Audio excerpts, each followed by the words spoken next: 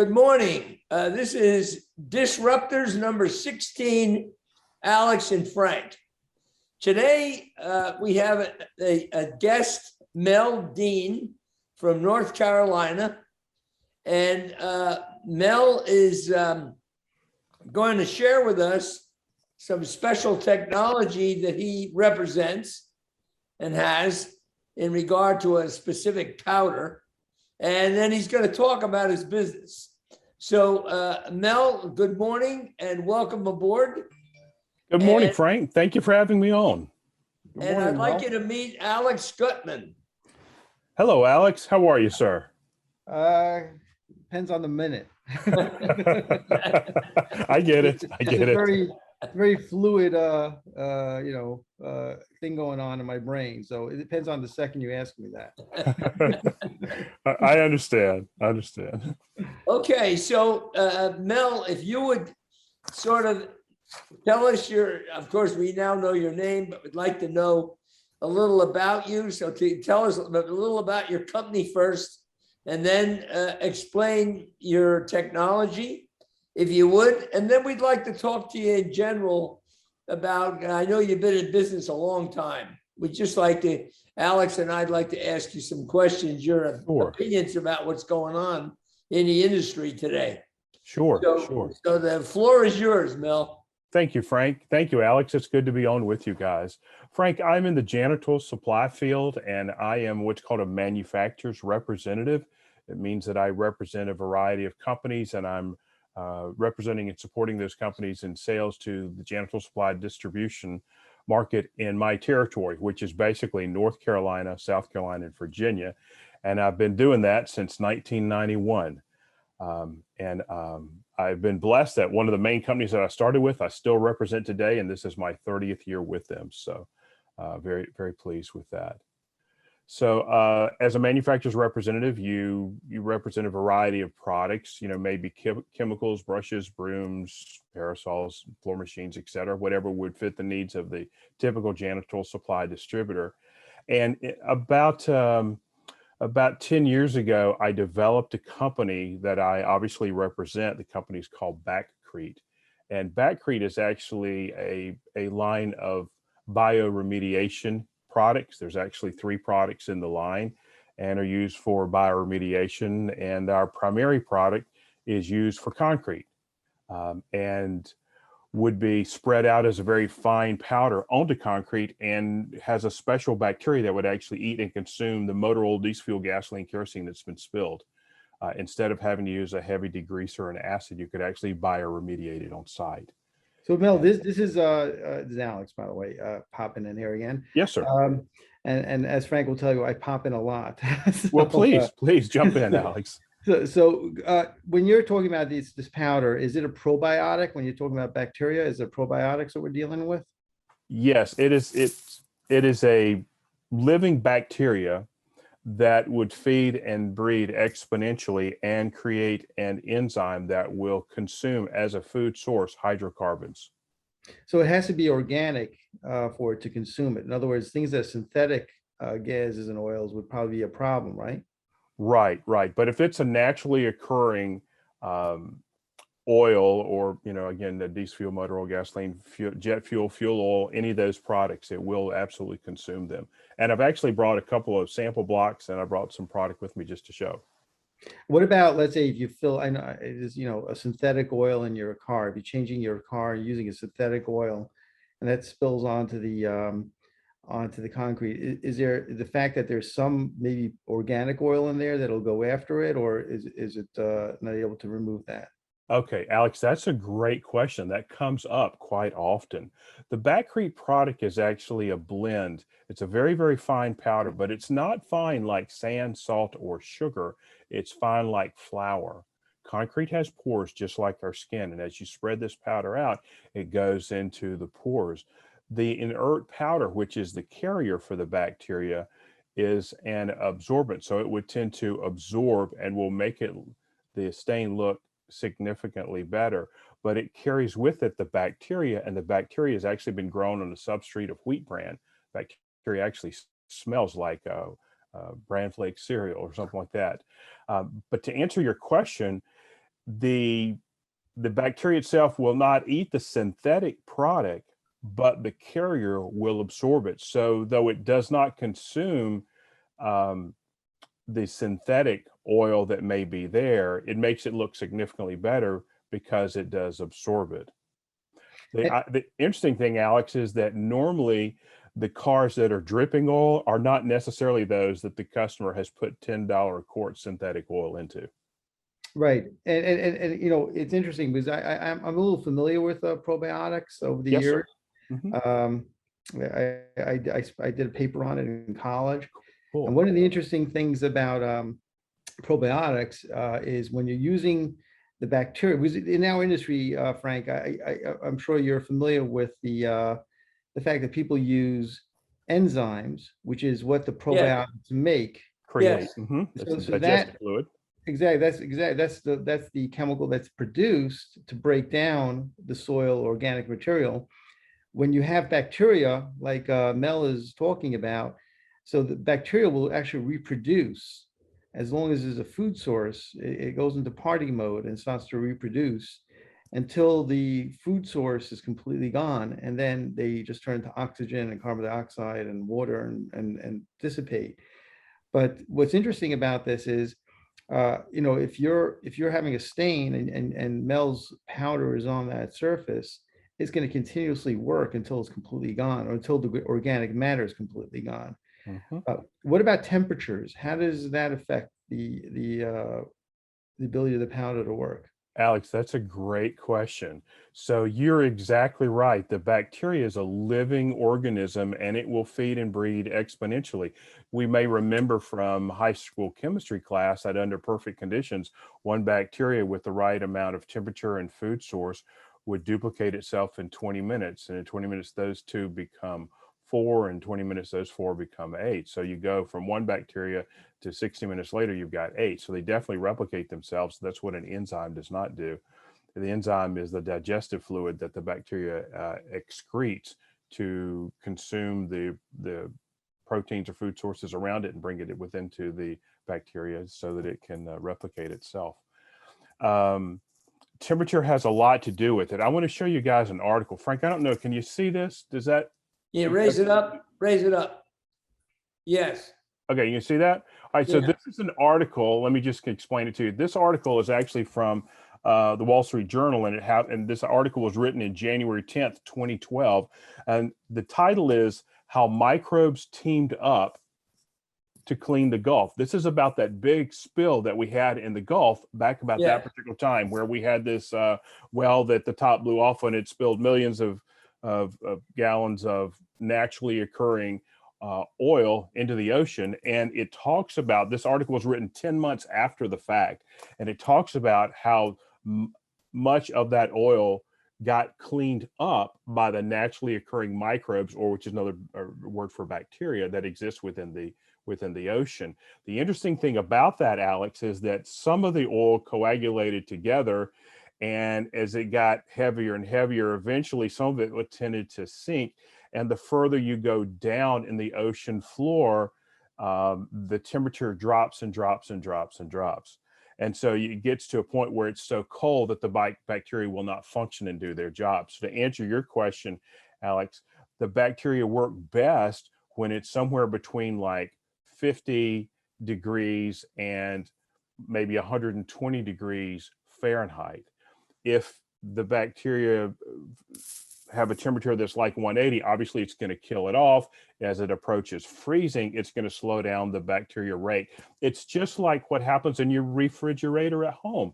You put food in the refrigerator and it slows down the metabolic rate of the bacteria. So you can put food in your refrigerator and it could last a week or 2 weeks. You put it in the freezer, it could last 3 months or 6 months, simply because of slowing down the growth rate of the bacteria based upon the temperature. So Alex, your point is well taken. Bacteria actually function best when a certain temperature range. So Mel, if let's say you know, the bacteria, you know, it doesn't die usually from cold. It usually goes into a sleep mode or stasis mode, Right, it goes dormant until it warms back up. dormant mode. So Yes, sir. what happens then when the temperature warms up again? Does it reactivate? Yes, it absolutely reactivates. The cold does not kill it, but the heat does. At about 180, it simply kills it out. Right, like everything else. Right, like everything else. But the cold does not. The cold makes it go dormant, and after it goes dormant, then it will, when it heats back up, it will. Now, these strains that you're working on attacking oil, would they be able to use in other environments, like for example, bathrooms, or where there's other organic material like urine and feces that it can go after, especially when you're dealing with smell, especially in the grout, when a lot of these organisms, negative organisms, the bacteria and organic material gets underneath the grout, and bathrooms, no matter how many times you clean them, the odors are coming in from the grout itself. So by putting this powder in the bathroom, would we be able to go after those kind of organisms? Okay, Alex, that is another great question. A lot of people make the assumption that just because it worked on hydrocarbons, motor oil, diesel fuel, gasoline, et cetera, that, hey, we could use it in a bathroom. That's absolutely not the case, because it's different bacteria that have different appetites. Just as we don't eat the foods that other species would eat as human beings, bacteria, they do not eat the same type of food. That was a problem early on in the first 2 years that we had our product. We were selling a major fast food restaurant chain that loved using our Batcrete powder for their drive-through lanes, and it worked really well. And one day their facilities guy called me up and it's like, hey, man, we're going to take this product, we'll use it by a fryer pan. I didn't know what a fryer pan was at that time. I'm like, guys, I don't know what a fryer pan is. They're like, oh, well, out back of our restaurant, you see what looks like 3 dumpsters. One is for trash, one is for cardboard recycling, and that small one, well, that's where we pour the fryer grease into. And it seems like a lot of our teams tend to slip and fall and spill and splash and make the biggest mess. And we want to use your powder to clean that up. They're like, what do you think of that? I'm like, absolutely not. It's the wrong bacteria. It won't eat it. You will fail and you'll blame me for it. They were like, well, this is a problem. And so at that particular point, we actually created our second product, which is actually called a foaming food grease digester. I thought I brought one in here, but I guess I didn't bring it with me. But it's basically a liquid product, totally different bacteria and enzyme designed to consume food greases. And that the food grease product would actually consume food greases around the fryer pan, but would also work in bathrooms and kitchens as well, but totally different from the powder. So you basically have different organisms or different probiotics for different applications. Yes, sir. Bathrooms, for concrete, and so on. Yes, sir. Now, probiotics take time to work. So if you're going to use it in a bathroom or a kitchen, so you probably have a degreaser in there that immediately works, and then it leaves residual behind. Continue working long after you're gone. How much time would you say it takes for probiotics to work? Optimum time, I would say, normally is around 24 hours for them to begin to show maximum benefit, because they've got to feed and breed exponentially. Now, if we're talking about the liquid-based product for food greases, that you're going to see a pretty quick demonstration. You could foam it out, scrub it with a deck brush, hose it off, and walk away. It's going to look better. The literature that we have actually shows a before and after, and we treated an area that was on a September evening. It was kind of a warm evening, and we treated it and went back the next morning and took photographs, and it was night and day difference just in that 12-hour span. So Frank, you got to hear this one. This is going back, I think, 20 years ago. And I had a probiotic that I was selling to a hospital for bathrooms. And I get a call, on a Monday morning. I had dropped it off on Friday. I had demonstrated it the week before and it worked beautiful. And I get a call Monday morning saying, Alex, you're ripping us off. You sent us a product that's a dud, doesn't work anymore. And I said, really, what's going on? He says, well, we put it in the bathroom and it doesn't seem to work. So I said, let me pop in on Monday, have your housekeeper do what he did on Friday, and let me see what's going on. So I walk in there and I see him spreading the probiotic in the bathroom floor. Then I see him going back with his Virex at the time, his quat, and mopping above that with the Virex. So I went over to the guy, I go, listen, you may want to do this the other way around. Virex first, put the bacteria on second. Was he killing all the good guys? Yeah. The bad guys. Yeah. So you really got to know what you're doing when it comes to disinfecting. But once we reversed it, it worked pretty well. The bacteria. Alex, that's a great point. You can't chase these bacteriological products with bleach or quat. You'll absolutely kill it. Kill all the bacteria, the good, bad, together. Right. And it's funny because, Mel, let me know if this is correct, but, people need to disinfect because they want to kill the bacteria. But if you get rid of the food source of the bad guys, then you're not going to have bacteria and viruses. And that's something that's always hard to get across infection control nurses, that cleaning is more important than disinfecting, because if you don't have a food source for the bacteria and viruses, you're not going to have the bacteria and viruses. So by using your bacteria to get rid of the bad stuff that the bad bacteria grows on, you're basically disinfecting, even though it's not EPA disinfecting, Right, right. but it is disinfecting in essence. Wouldn't you agree? Yeah, absolutely. And along those lines, I'll share with you something else that was interesting when we debuted this liquid product for food greases. We debuted it and it worked really, really well. And I got some feedback like a month or two later. It's like, hey, this product worked really well in the bathroom. I'm like, what? You use it in the bathroom? The guy's like, it worked amazingly well. And on our kitchen floors too. I go back to the chemist and say, okay, educate me here. Why is it a product we designed for outdoor use has worked really well in the bathrooms? And he looked at me and he smiled, he chuckled, and he said, Mel, to the bacteria, it's the same food source that's been pre-digested. I'm like, oh my Right. gosh, that's gross. He said, yeah, but that's the way it really is. So we found an interesting application for a product we designed just for the food grease areas, worked really well on kitchen floors and worked really well on bathroom floors and around toilets and urinals. Oh, it makes a lot of sense, right? Yeah. So let me just eject something. What I understood you said, Mel, is you developed 3 technologies. Yes, sir. Mentioned 2. What's the third one? The third one is the latest one that actually is debuting this month. It's called Backcrete 5000 Bio, and I work directly with the manufacturer of the bacteria. There are certain companies in America that actually know how to farm, how to grow, how to harvest bacteria. And in a project that we were working on, they came back to me and said, "Hey, look, you've done a really great job with your Backcrete powder for concrete stains, and you're doing a good job with that, like for parking decks and garages and drive-through lanes and places like that. But we think you have a sister product right here where you could use a similar bacteria for soil and water bioremediation." And so we debut the product this month. It's called Backcrete 5000 Bio, and it's specifically for oil and water bioremediation. Let's say you were a local service station and you wanted to sell your property.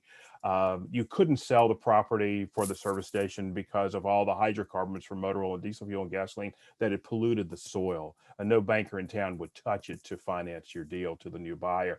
And so you've got to bioremediate that soil. Well, you can scoop all the soil up and go bury it in hazardous waste. You can scoop it up and burn it.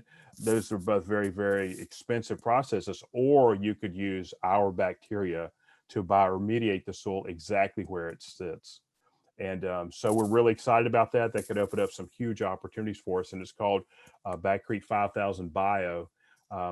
5,000 because it's actually 5 billion colony forming units. So who's your customer base for Program. that? Who are you going to sell that to? Customer base for that would be a lot of people that are in oil and fuel delivery industry, pumping stations. It's certainly not typically Janssen. It's a totally different market, but that market is huge, particularly in areas where the fuel industry has a very large footprint. Interesting. Have you found any changes in the industry with your powders, at least from the powder point of view, with COVID? Has it affected you negatively, positively, with what we're experiencing right now with COVID? You know, COVID has been a major disruptor in the way we all do business. It's made us all think a little bit outside the traditional box. You know, for example, the Zoom call that the 3 of us gentlemen are on right now, you know, there was very little people doing Zoom calls and meetings even before. And so now it's a common way to do business and to connect with people and put a name with a face and, share. So COVID has been a huge disruptor, but in a lot of ways, it's been an interesting twist that's helped us refine what we're doing. And maybe we don't have to travel as many miles per year. We could connect with someone on a video conference and show product, do demonstrations, and communicate back and forth. So it has opened up some opportunities. Hopefully, we'll continue to adapt, but it's certainly thrown a curve in the way business has done and made us rethink and redefine what we're doing. Right, yeah. Let's get back to your powders for a minute. I'd like to clarify for the listening audience how simple it is to apply your product. You mentioned it in your conversation, but I want you to stop for a minute and just dwell on that. So just to use the powder, not the one in the restroom now, but the one outside, the concrete. Right. So let's just talk about application. Okay. How simple it is, because I'm very aware of it, and it is very simple. So why Okay. don't you just explain it? All right, Frank, let me see if I can do it better this way. Here's actually a pail. Tell me if you can see this. Frank, Yes, can you see that okay? Can you see Yes. the pictures? All yes, right. So Yeah. you've got 3 pictures on this. The first picture, every pail comes with a scoop. It's a little bitty translucent 8-ounce scoop. You take the scoop, you lay the powder out in a line, and you take a fine brush and you brush it Now back and forth. raise it up, that's it. Now you can see all 3. Okay, Okay, so you can see all 3. So the first photo shows the little translucent 8-ounce measuring cup, and you're laying the powder down. Right. Second photo shows what it looks like. You're brushing it north, south, east, and west. We're not trying to sweep it. It's a very fine brush. We're trying to work it into the pores. And the third photo shows what it would look like before and after. Okay. Yep. So Very good. it's a very, very simple way to put it down. Frank, I actually have, approximately how many square feet will that container hold? you mean the big pail? Yes, the one you held up. The big pail will do about 8,000 square feet. That measuring cup will do like a 3x5 automotive drip zone. Frank, Okay, here's something else. Tell me if you can see this. I'm going to show you 2 concrete blocks before and after. Can you see that block? yes, Okay, so this is the before. This is the after. Can you see that? sure. Okay, so it kind of shows you the before and after of what the concrete would look like after we've applied the powder. But it's very, very fine, very, very thin. What I have to educate people is they always want to mix it with water. It's like, no. On the concrete cleaner, you don't mix it with water. You just spread it out and walk away. Miller, that looked like a very clean spot on the concrete. So you're probably going to want to do a bigger area of the concrete so you don't have like clean spots, right? Right. Because otherwise you're going to have the old concrete and then you're going to have brand new concrete where you removed all the oil so effectively. Yeah, Alex, normally people only do it in what we call the drip zone. There's a certain area, if you were drive through at a fast food restaurant, for example, you've got a drip zone that's 3 feet wide by about 4 feet long where you're handing the food to the customer. There's a car parked directly behind that. That's a drip zone. There's a drip zone of the speaker box and a car right behind it. So you have about 4 drip zones in a drive-through. And if you treat those areas, it makes the rest of the concrete look so much better that customers don't normally treat every square foot. They normally treat just where the cars are dripping it. Mm-hmm. Well, Frank? go ahead, Alex. You have more because we're running out of time. I was going to ask you, Frank, if you had any more questions. My question was to you, if you have anything else to ask.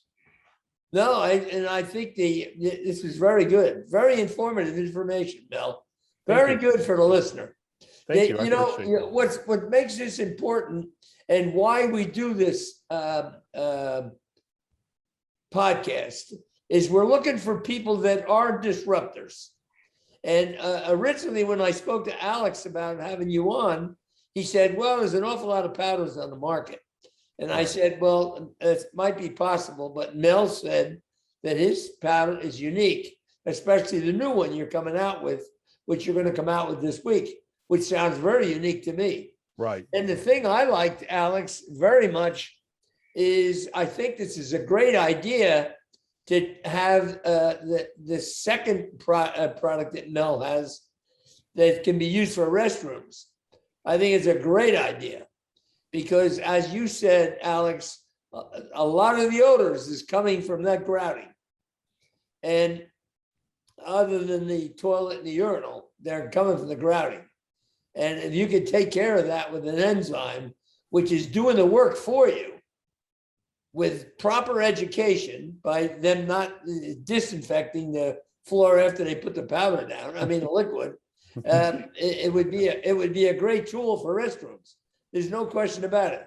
Now, how is that applied?